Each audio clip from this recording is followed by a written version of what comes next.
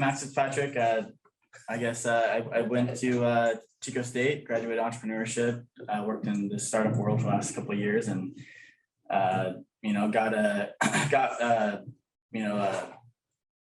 guess I got hired at a startup company, blockchain startup company, and it's called Aerovec. And we realized the struggles and all the problems with current legacy video streaming networks, such as YouTube, Twitch, TikTok, all those things, and how corrupt they are. And we thought, hey, with the technology that we're building, we could easily build a decentralized video streaming network built on the blockchain. So that's Kavarii. Go to the next slide. So there's a lot of problems with viewers on, we can just use YouTube as an example.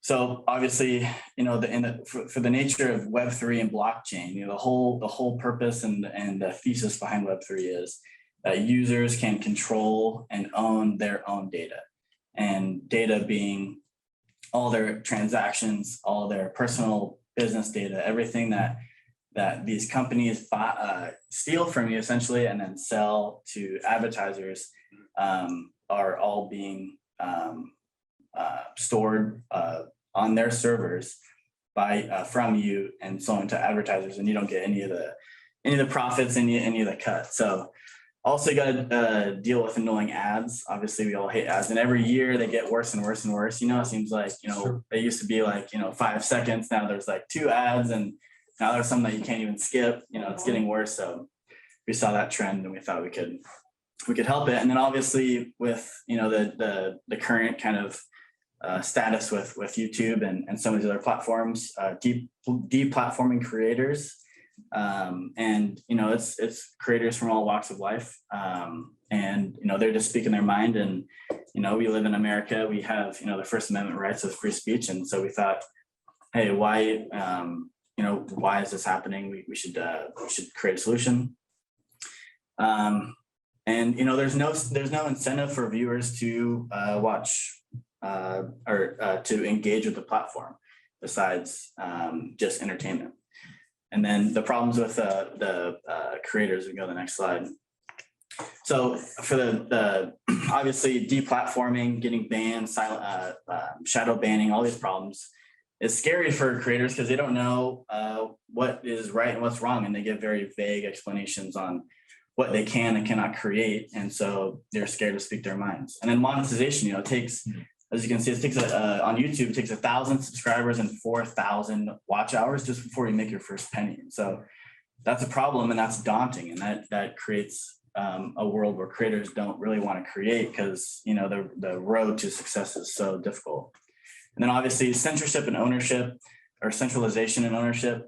YouTube has a database, a server room that holds all of your data, and they can do whatever they want with that. And that seems kind of corrupt. And with the blockchain, it's permissionless, immutable, and borderless. And anybody in the world can do whatever they want with their data, and they own it in their wallet with their unique address, and everything is tied to them in a perfectly transparent, verifiable world. And then ownership, obviously, who owns the video if it's on YouTube? If anyone can take it down, if they can change the rules at any time, who really is the owner? Are you the owner of your own video, or are they?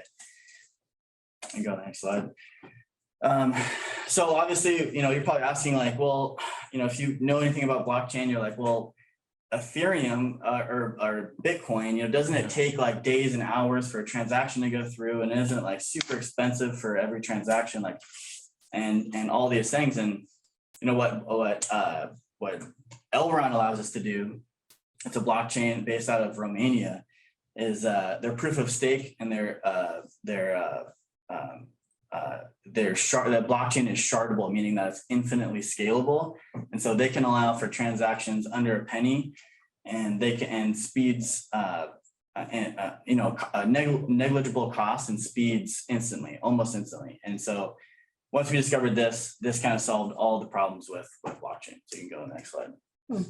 So what Kavarii is, it's a decentralized Web3 video sharing platform that uses NFT technology to mint, view, and sell your content. You can share freely and earn crypto with your very first like. So essentially how it works is a creator uploads their video. Instead of uploading it to a server on YouTube, they upload it as an NFT. That NFT is stored with IPFS. It stands for Interplanetary File System. It's a network of 200,000 nodes across the world. And we take that link from IPFS and we stream it directly to a platform. So that NFT that you upload, we call it true ownership. It's in your wallet. If you go to your crypto wallet, just like you can see your funds, like if you go to your bank, you can see your funds in your wallet. You can see your NFT in your wallet. That means that anyone can go search your wallet and they can see that that NFT is in your wallet. You got true ownership of that. We have algorithmic censorship, and we've built in a DAO, a decentralized autonomous organization, to filter through the content and make sure that there's no subjectivity. There's no one standing on the other side saying, hey, is this right or is this wrong? It's all it's all in the platform, developed algorithmically. And we also built an AI object detection algorithm built that analyzes each frame of each video in real time. So like, obviously illegal content like beheadings and crazy stuff that gets uploaded, we'll be able to find that. We can take it down from the UI. It's all, keep in mind that this is on the blockchain. So every video, every NFT that's uploaded on the platform is an NFT, and it will never go down. You can never delete something off the blockchain. So if you're uploading illegal content, it's tied to your name, your address. It's kind of a stupid thing for a criminal to upload content that's going to be tied to the blockchain forever. But we can hide it from the UI. So, user interface. So, children or anything can't watch it. Instant monetization. So we build a social economy where users support their creators and the creators get supported by the users. It's a perfect economic world. If you think that's crazy, why would anyone send money to a creator, to support them? Look at Twitch. Twitter has a tipping mechanism now. It's every social media platform is moving to a social economy model. And every single like is a transaction. Every single time you like a video, they earn crypto tokens through our Kavarii tokens, KRVRA token. And then obviously distributed and secure. So being built on the blockchain, we're built on Elrond. So there's thousands and thousands and thousands of validator nodes who run the system, not just one central server. There's zero ads. Creators get supported by the community, not by the platform. And then also there's user incentives, right? So every dislike, every report is also a transaction, and all those tokens get put into a pool and gets distributed to the users to incentivize them to engage more. Go to the next slide. You can skip this one. I already talked about this. You can skip this. So it touched on the DAO. That's a very key aspect of the censorship model that we're doing.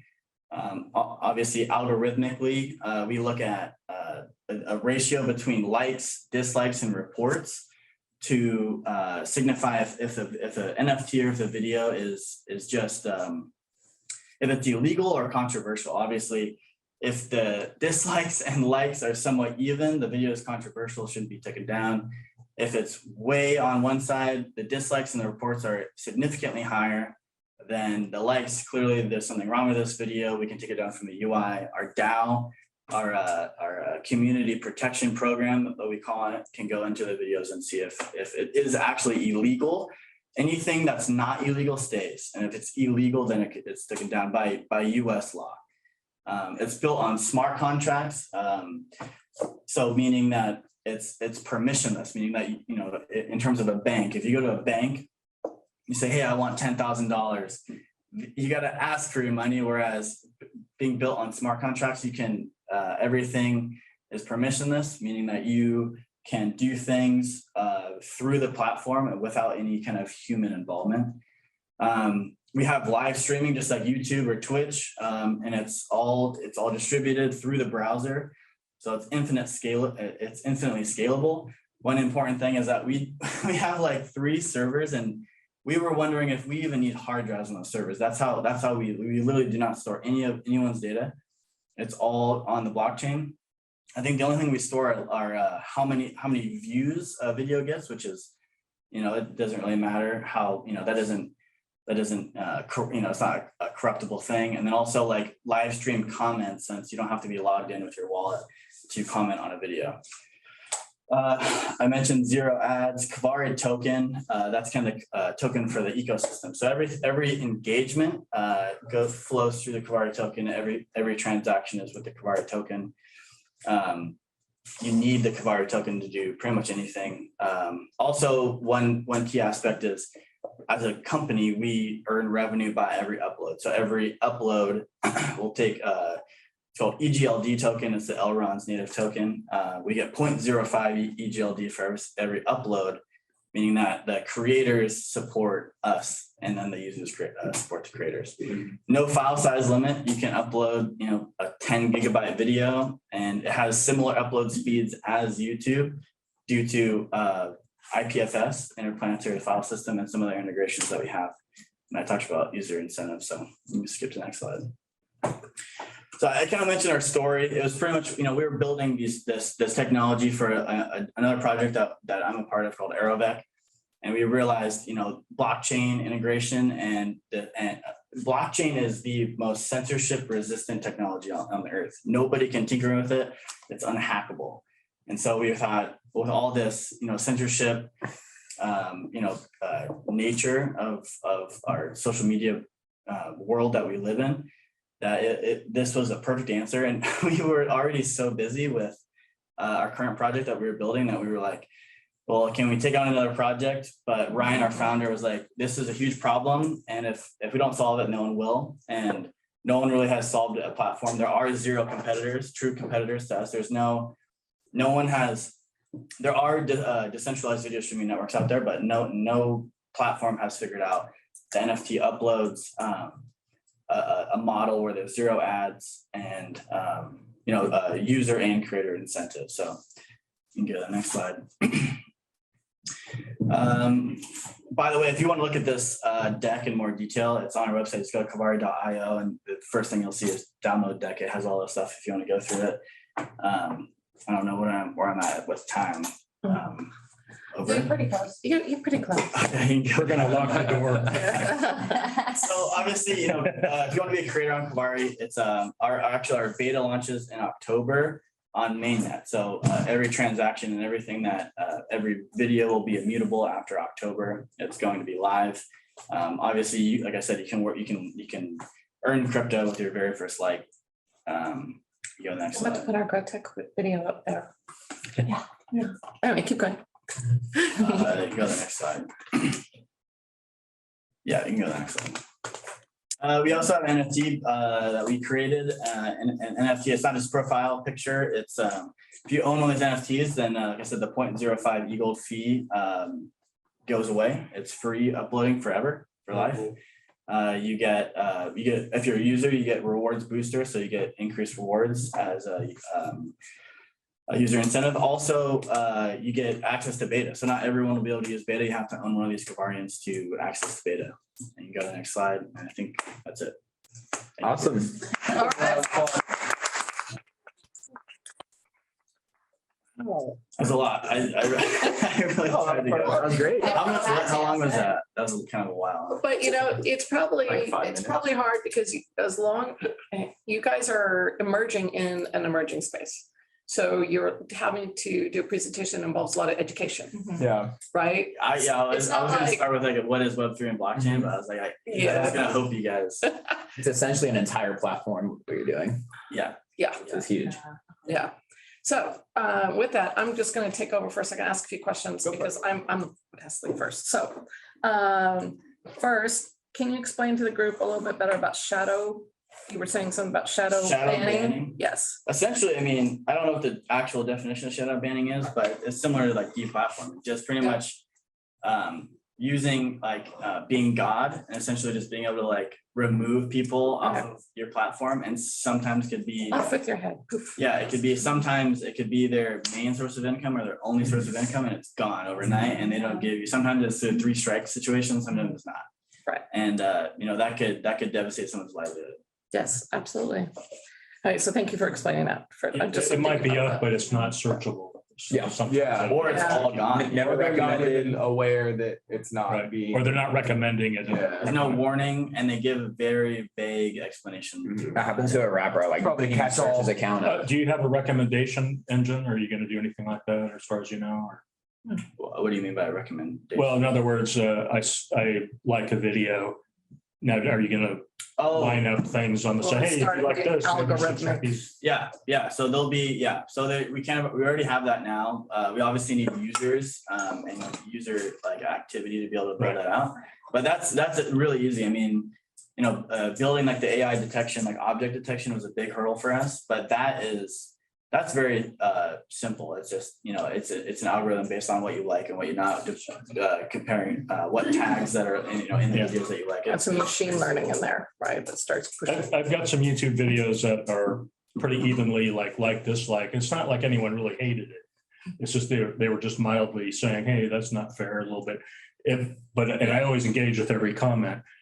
I mean, so you're not going to necessarily take everything down if it's just like there's a robust. Right, but so for that, it's like it's free for people to dislike a video and free for people to like a video, right? Where in Kavarii, there's a little bit more of They have to exert some effort and they really hate it. Yeah, so and dislikes are going to be. I mean, we're talking like fractions of a penny to like. We're not talking like $2. Yeah.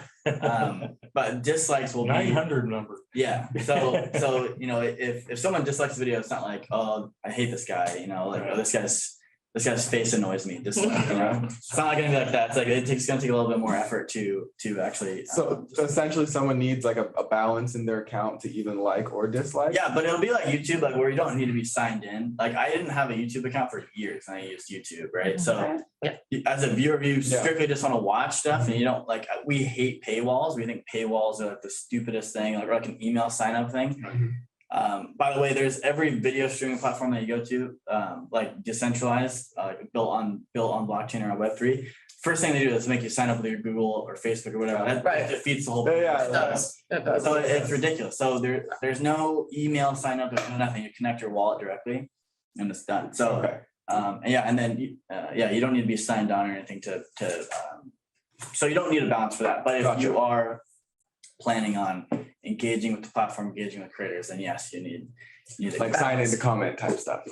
But it'd be an anonymous sign in though. It's just like you pays your money. Kind of anonymous. People think that blockchain is like completely anonymous. It's like semi-anonymous. So like I can create like we call it a hero tag, and that's what Elrond uses. So instead of like a long string, but it's not compiling a dossier on your real identity. It's just like here's a person. You can choose to do a real identity. Like for me, like my wallet on Elrond, like it's completely, you can see it, how much money I have, what do I do transaction wise, because I'm like a core team member. So I don't want people to think that I'm just like, trying to scam everyone. So like my name is on my wallet, and instead of like a long string of like 30, 40 like alphanumeric characters, it's you can just choose a name and then I can use that. It's just like a Twitter handle, right? Yeah. So that's kind of what we use. And so you can choose to be, you can use your real face as your profile picture, your real name and everything, and it's completely transparent. I really like that you emphasize that the creators are supported by their community. I think that's something to continue to hammer home in your presentation.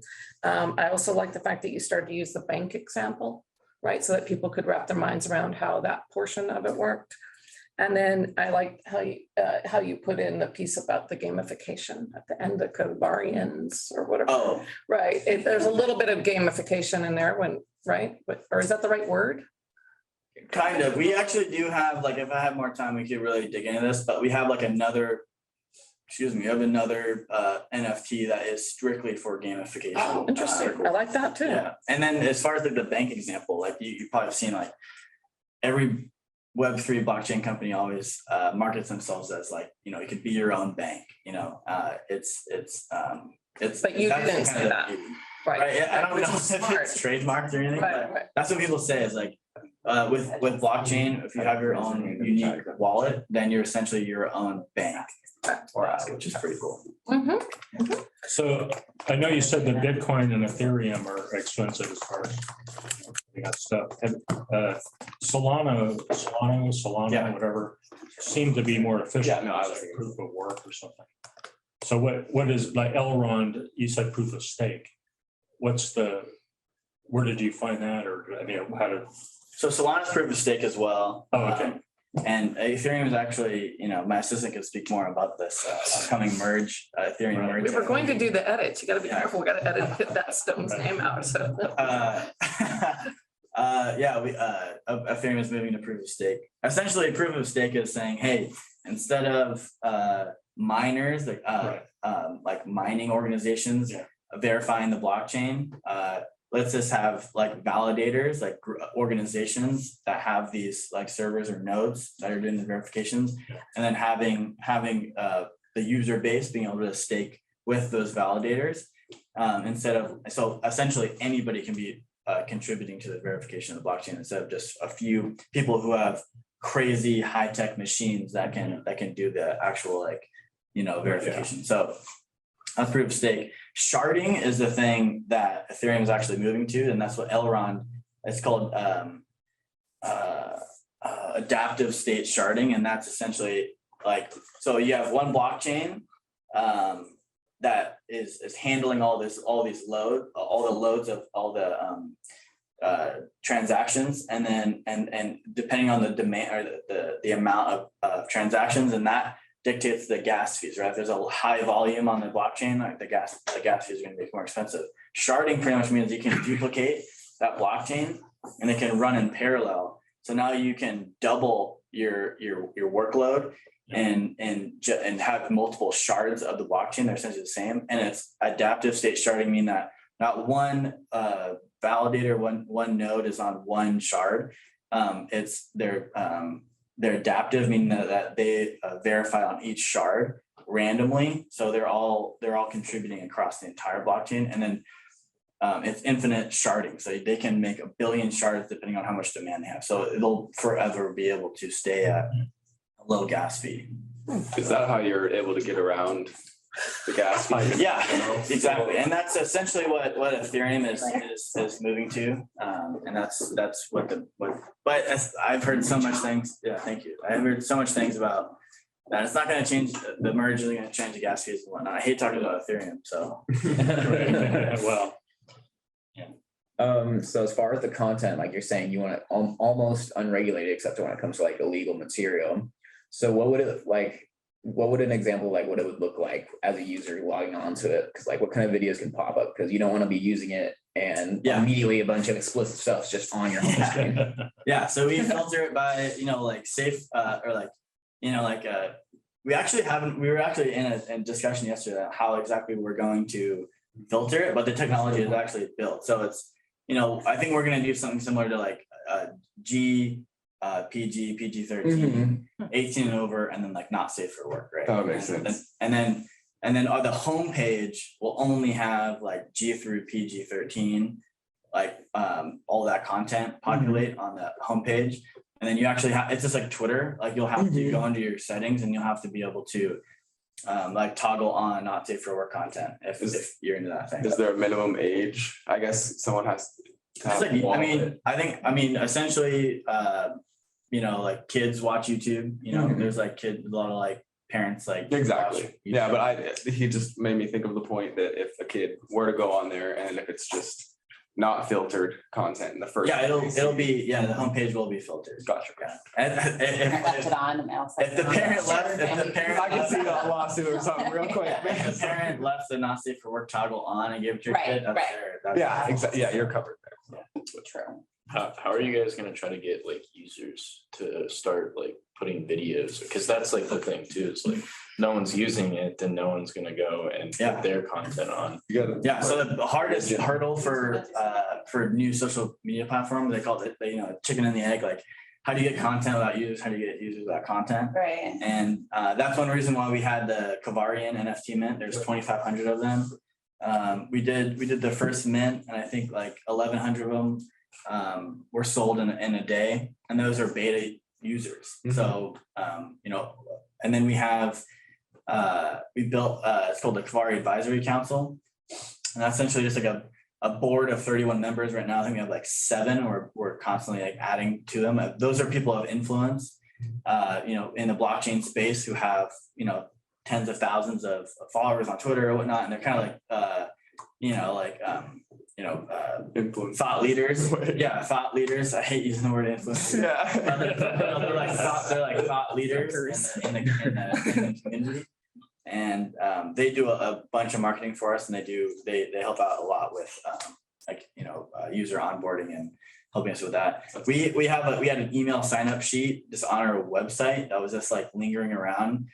You can sign up to have like beta testing access, and we like signed up for like a free MailChimp account and we had like 500 contacts that we were. And yesterday, my one of our creatives, that set it up, he got billed for like $400, and he's like, "What the heck?" And he looked in his MailChimp account, there was 6,000 contacts, Wow. and there was a 1% bounce rate, meaning that like they're all verified emails. Not Yeah, that's so like that. So with the 6,000 beta testers, we'll have 2,500 beta testers to the Kavarii NFT Mint, and then all the people through the advisory council, and then our Twitter is like pretty successful for only being a couple months old. So you are campaigning on social media. Yeah, I went like we're not like advertising really at all. Like even with Aerovec, like we have almost like 40,000 followers on Twitter. We have never spent a single dime on like any ad spend. It's all organic. Yeah.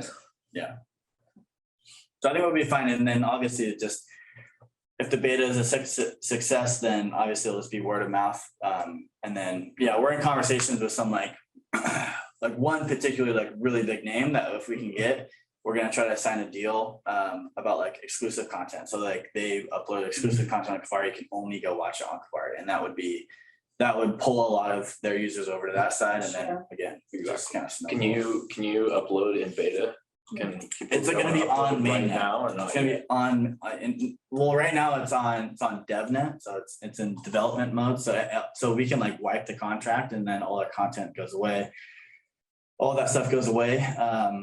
And that's how we've been testing. But when we launch in October, it'll be next month will be like, pretty soon. By the way, you guys are the first people to know about October.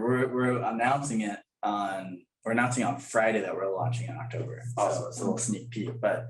So is that after GrowTech Fest or is that? I think you should launch it at GrowTech Fest. Festival. I can't, we don't have we can't say a date yet, but we're very confident it'll be on October. We like to under promise over deliver. And so we were going to do it this month, but we're like, we don't want to like push it out. But next month gave us like way more time to be able to build it out. It'd be cool at the end of your thing if you announce it, right? Yeah. Well, yeah. I mean, depending on if people are super into it, like I can just send out a link and you can go on DevNet and you can play around with it. If you guys want to see it after, I can show you guys. It's live, like it's built, it works. It's not just an idea. Sure. So how often would creators be paid? Would it be immediately since they're? Yeah. So the transaction fees on Elrond are You said almost instantly. like almost instantly, seconds we're talking. So if, say a video that a creator uploaded goes viral and they get thousands of likes, will it be a bunch of small transactions going into their wallet or? Yeah, every single one is each individual is signing their separate transaction, not like one. So that's what like Ethereum layer 2s are. They're Right. roll-ups where they just like roll up one Do you think, transaction. I guess the bank wouldn't really see that until because it would be in your token, right? It wouldn't be. For that token into their. Yeah. Gotcha. There's a process to get, your tokens to like fiat currency. Gotcha. You could essentially have your whole bank account on Kavarii if you really wanted. Mhm. So it is like you can get it. You can convert it to USD. Yeah. You have to Will it go be in through a a bunch of Coinbase? other cryptocurrencies. Okay. Yeah. Do you plan to That's make that the hardest. That's like the kind of caveat to crypto and blockchain. I mean, to me, it's like I've done it for so long, so it's like I just know exactly what to do to transfer, where to go, how to convert to USD and send it back to my bank. Right? It's super easy. It'd just be like Venmo. It's like Venmo to me. It's easy as Venmo to me.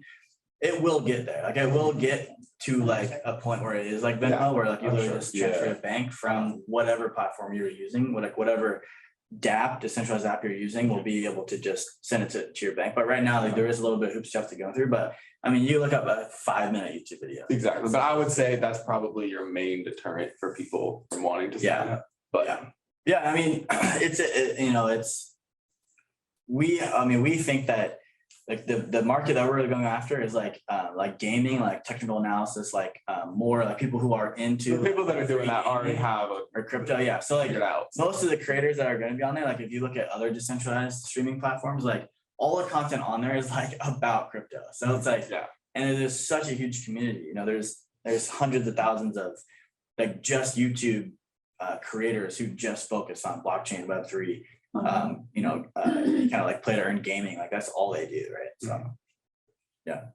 Are there gaming platforms then already that are just? like- yeah, there's Okay. gaming platforms that are built on the blockchain that have their own tokens. Like if you look, the biggest one is like Axie Infinity. If you can go look at that, I mean that's like that kind of like started the whole like it's called like play to earn. So it's just like Kavarii. Like Kavarii is like watch to earn. So, Yeah. yeah, it's like watch to earn. So Like you know, sandbox. users can go watch videos and interact with the videos and they can earn tokens through watching and engaging.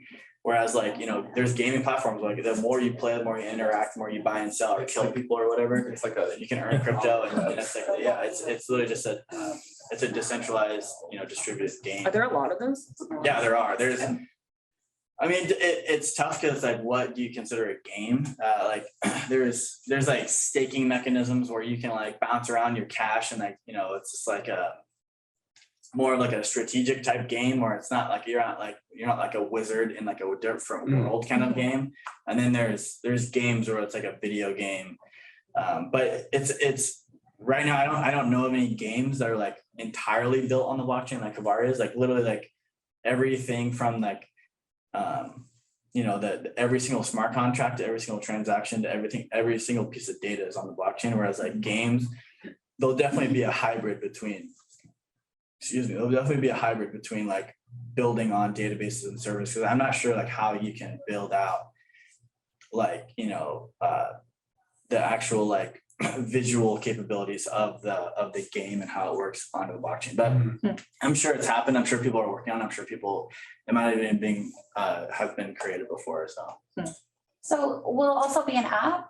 I'm like literally. Yeah, like yeah. preschool. Yeah. So no, that's fine. So Kavarii will be right now it's web-based. Right, So you'd have to access it on like your phone, a Chrome, or so essentially, yeah, there is like a mobile version on like on desktop, like on browser, like, you know, like you can go on Chrome and we have like it's mobile capable. And I use it mostly on mobile, but there's not like a native application on the App Store yet. But we have a mobile developer working for us for Aerovec. okay, And so it would, I mean, essentially it would be, so after beta launch, after we launch the actual official version of Kavarii, then we'll start working on the mobile app. And the mobile app will be really easy, really quick to build out because it's already built on the Sure. browser, you know. So that will be, most people like building a mobile app is like the hardest, is like their entire business. right, That's it's the hardest like thing for them. But that's because they have to find a native mobile developer, which is very rare to find. It's different languages. Like you can build on, you know, like web interfaces like really easily. And then, you know, mobile is like literally a completely different language. Like the Apple has their own language and Android has their own language. So you have to build two separate apps that are the same on two different languages. So Okay. that's the hardest Right. part. And that's why it's so Right. expensive. But if you find somebody like we have that has done it before and knows all the ins and outs of like building on iOS versus Android, then it's super, I mean, it's super simple to them. It's Right. beyond my mind. I'm a marketing guy. I'm not a tech guy. So, Right. yeah, I just know enough to be able to spit it out. And then You did a great after that, job. it kind of stops. Yeah. Okay. Yeah, and two things. First of all, I love the branding. I think Thank it you. looks great. And I think an October launch will match the graphics. Like at the end, I just like the feel of it. But what's the story behind the name? To be honest with you, we went through so many names, and usually like our founder Ryan names all our companies. He's a serial entrepreneur. Like he creates tech companies left and right. Just like we were already creating a tech company, he created another one that you know. So it's clearly like he creates, you know, companies hand over fist. But he does the naming. He's named our last like few companies and he's really good at it. Like he just like thinks. Yeah, Like, I love it. so his criteria for a name is that it's got to be SEO friendly, meaning like unique. Like if you search Kavarii, like we're the only one. Yeah. But we search if it was like called decentralized video streaming network. Yeah. it would just be a Lame. wash. Yeah. You know, on It the internet. would just be a wash. Yeah. Could you imagine? Yeah, It would just be- everything. It would just be a wash. Blockchain videos. Yeah, blockchain video. It'd be a wash. So like, Blockbuster, blockchain. I was thinking the same thing. You might have something that. Blockchain. and then obviously Bring it back. like it's important to have a .com again for SEO, and then just because like a lot of people like, especially like, you know, older generation like won't take you serious unless you have a .com. Like if it's like a dot, like I'm seeing crazy stuff. I'm sure you get. I mean, every day it's like weirder and weirder. If you were like going to a place where like you're gonna be transacting your money Mhm. and it's like .piggy or Yeah. something like that, like would you really be? Yeah, it's like what's going on here? Yeah. So That's like, pretty rad. The past. exactly. So a .com is important. We have the .io for like the actual like app itself, but yeah, so it's unique. It's yeah. Yeah, I'm going into competition. Chainbuster is my. Yeah. I like the blockbuster. Great. It's a good one. What's the DAO before? Yeah, we did. We were thinking NFTV, but we really like that, Yeah. but it was Oh, yeah. we were gonna do that. NF.TV. If you can get that. We thought about we thought about that. There was again like it wasn't as much competition, but there still was, and there's going to be more and more and more competition with that handle. And then we were thinking like video, but instead of the E, it's owl, like DAO, like the DAO. But you can't like we were like on that name for like 2 weeks, and no one knew how to say it. Like is it video? Do you just call it video or vid DAO? And vid DAO just sounds stupid. So yeah, we went through a bunch of names, but Dow. I think Kavarii is a great Do a name. radio I love ad, and Kavarii. they're like, what the hell did he just say? yeah. We had a thing called pulpless.com. Was it popeless? Yeah. I worked for a company which is the worst. There's a startup tech company called VetX. And every time we're on the phone, One of my Yeah. benefits. every time I'm on the phone with them, I did like sales for them. So I made 1 billion phone calls a day, and almost every time I get like I get reception, or I get like somebody like working the phones. It's like hey, I'm here from VetX, and they're like, John, like, you got a package. You know, it's like with a V. It's a nightmare. It was terrible. Yeah, terrible. Absolutely terrible. One part I less. Yeah, like yeah. That's funny. All right. All right. Any other questions? Oh, it's good. All right, cool. I really like the creators support us, users support creators. Yeah. Yeah, I like the instant monetization. Yeah, you can I like have you YouTube upload a Red. video and you can start earning like on your first day, Mhm. first like, really. Cause Yeah. it's an NFT with a whole project behind it. I also didn't even mention you can tip, like custom tip, just Yeah, I saw like that. Twitch. So like if you like I could Oh, yeah. just go, hey, like Logan create a great video, I'm just gonna tip him like $1,000. Like, I You can do, there's a super Yeah. thanks thing. You can. Yeah, are there any other features like that? Like, you know how Red has awards and I'm sure I'm forgetting a bunch. Like there's a bunch. So I didn't get into like any of the opportunities. Also, there's like we wrote a white paper. So if you just go to Kavarii.com white paper at the top, if you really want to dig into like the tech, the functionality, I think everything's in there, and it's really good because I wrote it. And then yeah, there's like opportunities and there's like future development like ideas that we have that like we're just trying to get like the base functionality down right now and get that launched, and then yeah, like the sky's the limit. I mean, yeah, with Elrond and being on chain and us not being able to have like a huge server load and like a lot of hard drive, like we don't have to have like a whole server room. Like YouTube's probably biggest cost is their hardware. Whereas like we literally have like one little server stack and That's pretty it. And amazing. it can run 2 companies. So yeah, because a blockchain is essentially just a distributed database, right? That's encrypted. So that's kind of the whole point. Awesome. Crap. I think we're ready to wrap it Yeah. up. Awesome. Thank you so much, Max. Again, my name is Nicholas. I'm the host and organizer of 1 Million Cups. I would also like to, thank you. I would also like to thank Eva Shepherd for putting this event together and helping host it. Secondly, I would like to thank our sponsors, Morgan Stanley, Chico Start, GrowTech, Global Entrepreneurship Network, T-Bar, Build.com, Startup Grind, Explore Butte County, and of course, Stovall Coffee for supporting 1 Million Cups. So we got a couple of cool events coming up. GrowTech Fest Green Week has been extended up through Friday, so tickets are currently half off, so get in on that while you can. And then next week, the Chico Start and GrowTech Hang will be held Wednesday, September 14th at 5:30 p.m. at Sierra Nevada Brewing Company. All right. Next week, we will have,